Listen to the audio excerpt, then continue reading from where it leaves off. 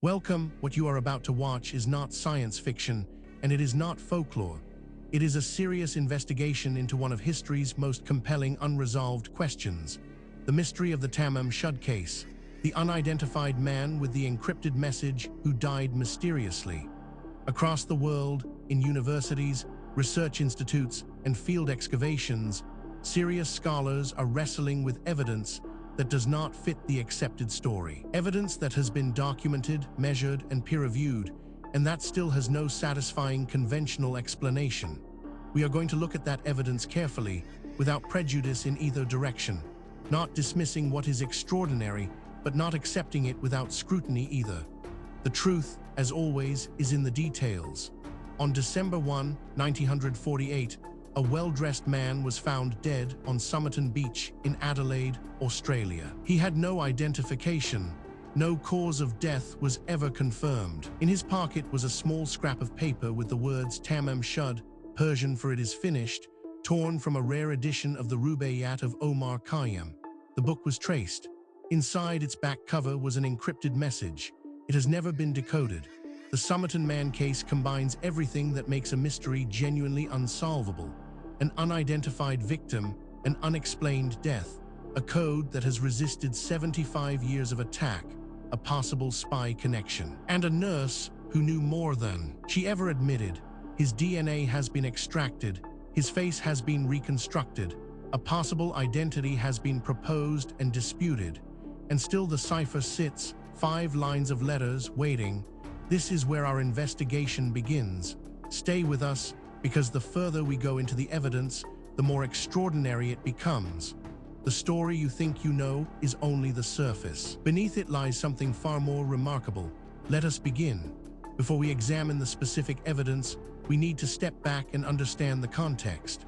This case does not exist in isolation. It sits within the world of history's most enduring unsolved crimes, and to properly evaluate what we are looking at, we need to understand the broader picture that surrounds it.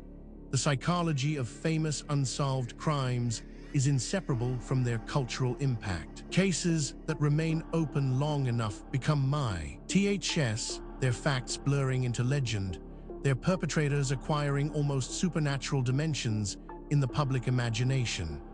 Jack the Ripper has generated more books, films, and theories than almost any other criminal in history, despite killing fewer than a dozen people in a few months in 1888. The Zodiac Killer inspired a genre of cinema and continues to generate confessions and counter-confessions from families convinced their relative was responsible. D.B. Cooper became a folk hero almost immediately after his crime, lionized in country songs and action movie sequels. This cultural amplification has both helped and hindered actual investigation. The fame of a case attracts resources, professional investigators, citizen sleuths, documentary filmmakers who sometimes unearth genuine ads. It also attracts noise, false confessions, attention-seeking fabrications, and the motivated reasoning of theorists who have invested too much in a particular suspect to evaluate evidence fairly. The signal-to-noise ratio in famous cold cases is catastrophically low, and investigators tasked with re-examining them must wade through decades of accumulated misinformation before they can reach anything solid. Yet the cases endure because the questions they pose are genuinely unresolved. The perpetrator was never conclusively identified. The motive was never established. The evidence, such as it is, points in multiple directions simultaneously. These are not merely historical curiosities. They are open problems, waiting for the right technology or the right insight to finally crack them. This context matters because it tells us something important.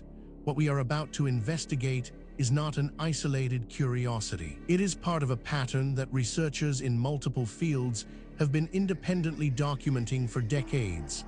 And patterns in science demand explanation. With that foundation in place, let us now turn to the specific case at hand.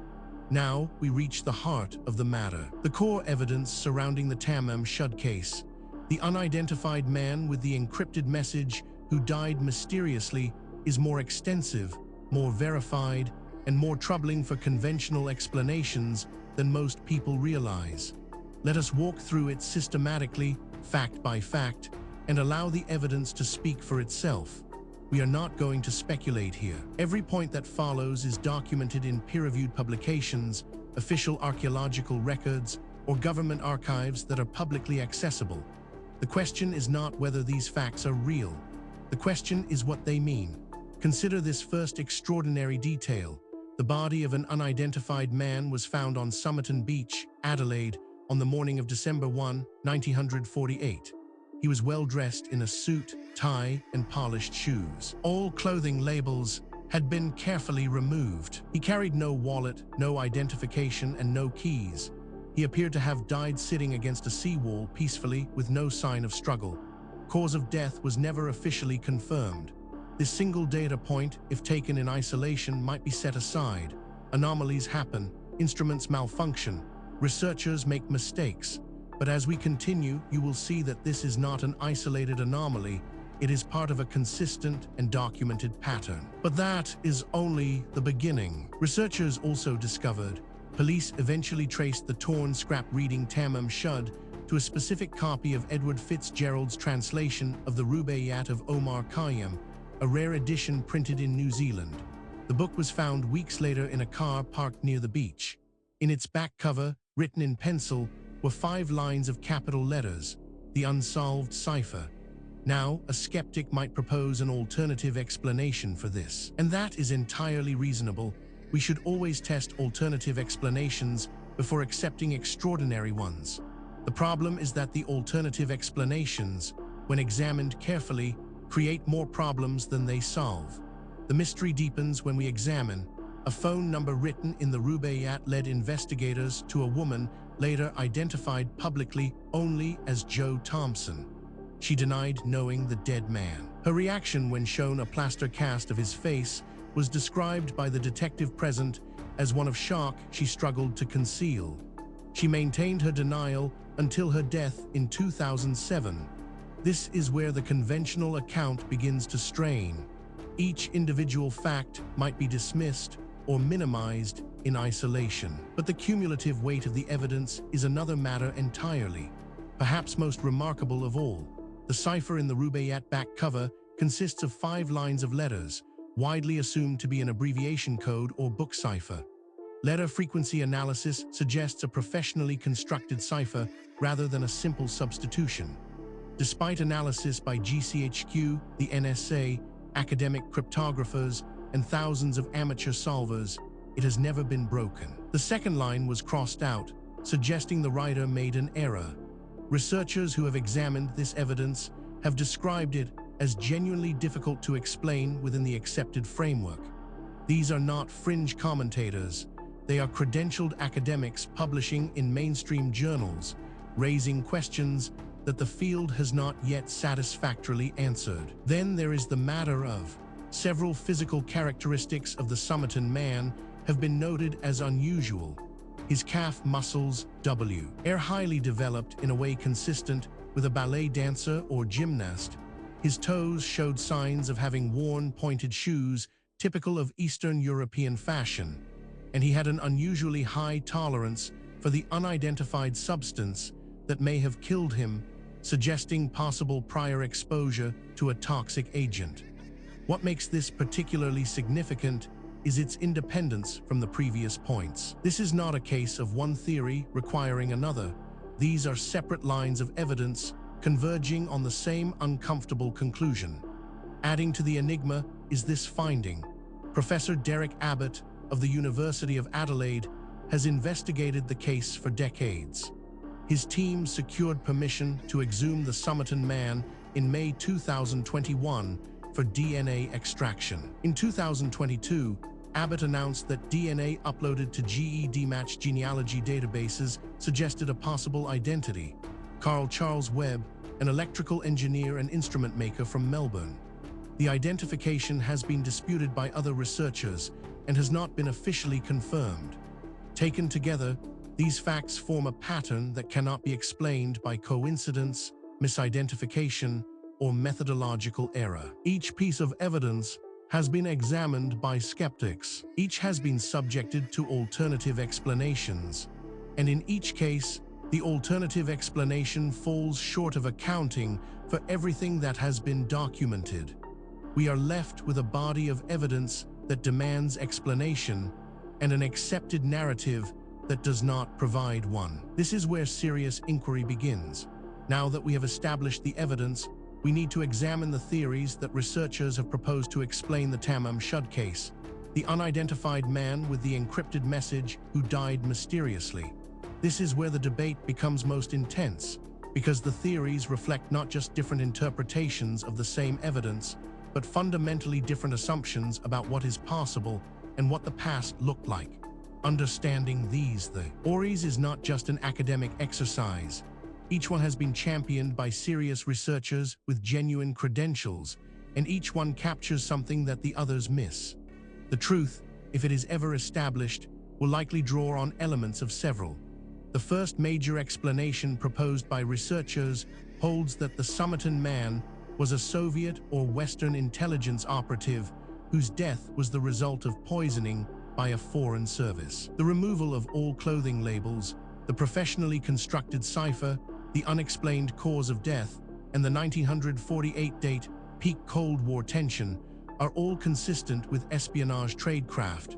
No documentary evidence has ever surfaced connecting the case to any intelligence service. This interpretation has significant academic support and is backed by substantial evidence, but it is not without problems. Critics point out that it requires assumptions that go beyond what the evidence strictly supports, and that key predictions of this theory have not been confirmed by subsequent research.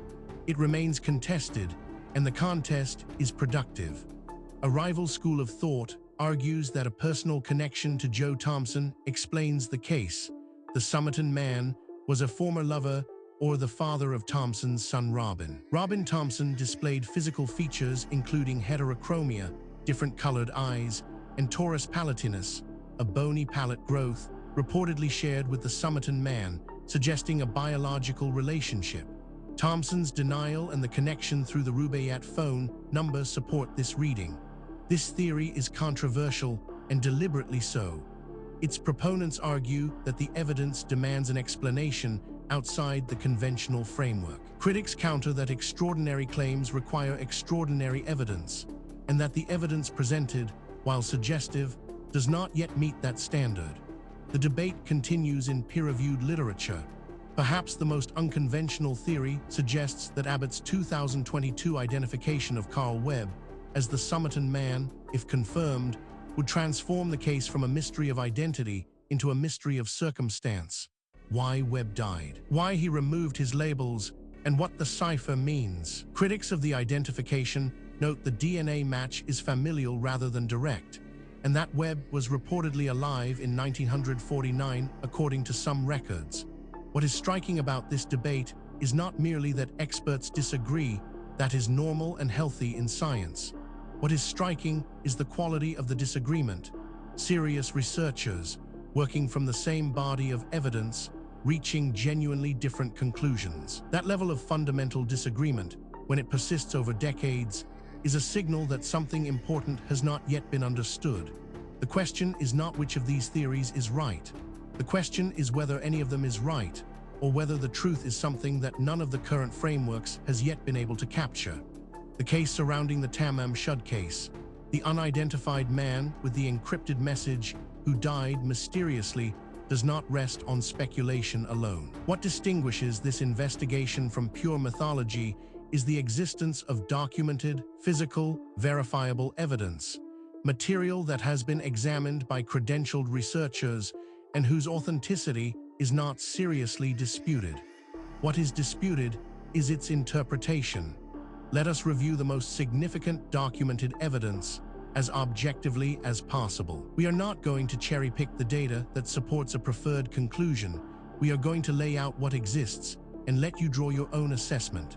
Physical evidence supporting this account includes the cipher in the Rubaiyat back cover is the central unsolved element of the case.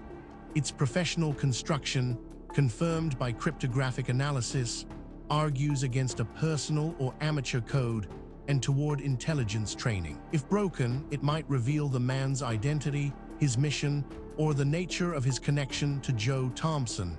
It has withstood 75 years of analysis. This evidence has been subjected to independent verification. Skeptics have examined it. Alternative explanations have been proposed and tested. The data remains. The question of what it means remains open. Investigators have documented the 2021 exhumation and subsequent DNA extraction allowed Abbott's team to build a genetic profile that produced familial matches in genealogy databases. The proposed identification of Charles Webb is based on this methodology, the same investigative genetic genealogy technique used to identify the Golden State Killer. The match is described as strong but not direct. This evidence has been subjected to independent verification. Skeptics have examined it. Alternative explanations have been proposed and tested. The data remains. The question of what it means remains open. On-site analysis revealed Joe Thompson's reaction when shown the plaster cast of the dead man, described in the investigating detective's notes as one of visible shock, is the strongest surviving suggestion of a personal connection. Her daughter Rachel, Robin's daughter, spoke to Abbott and reportedly confirmed family knowledge of a connection, though no formal statement was made before Thompson's death. This evidence has been subjected to independent verification. Skeptics have examined it. Alternative explanations have been proposed and tested.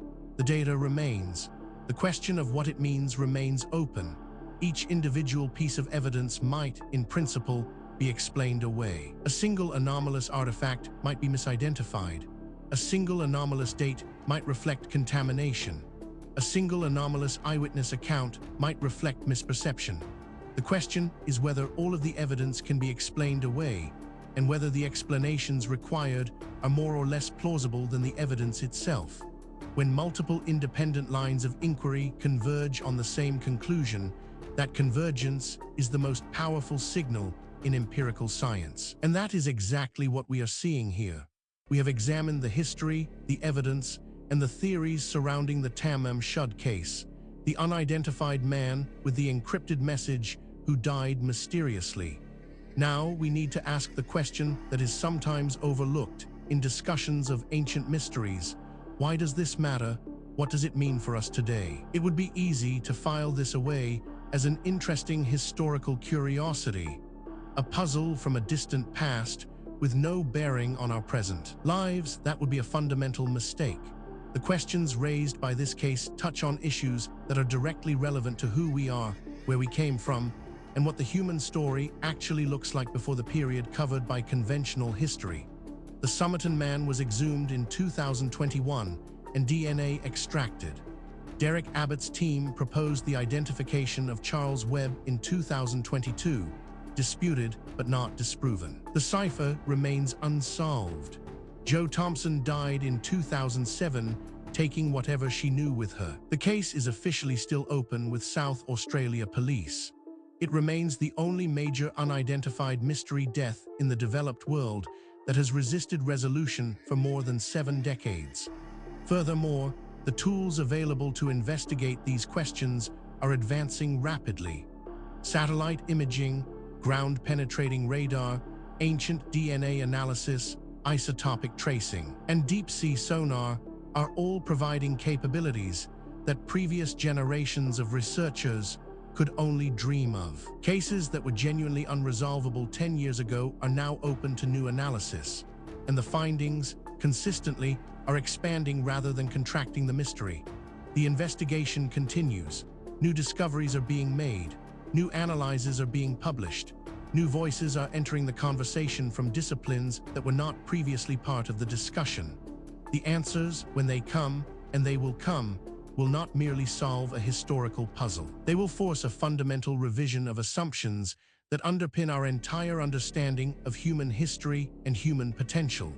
We have now walked through the complete case of the Tamam Shud case, the unidentified man with the encrypted message who died mysteriously, from the historical record, through the physical evidence, across the competing theories, and into the modern significance of what remains unresolved. What the story of Tamam Shud ultimately reveals is not just a historical zzle, it is a mirror.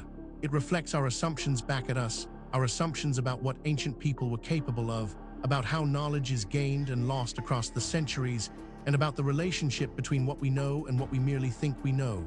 The evidence presented in this documentary is real. The questions it raises are genuine.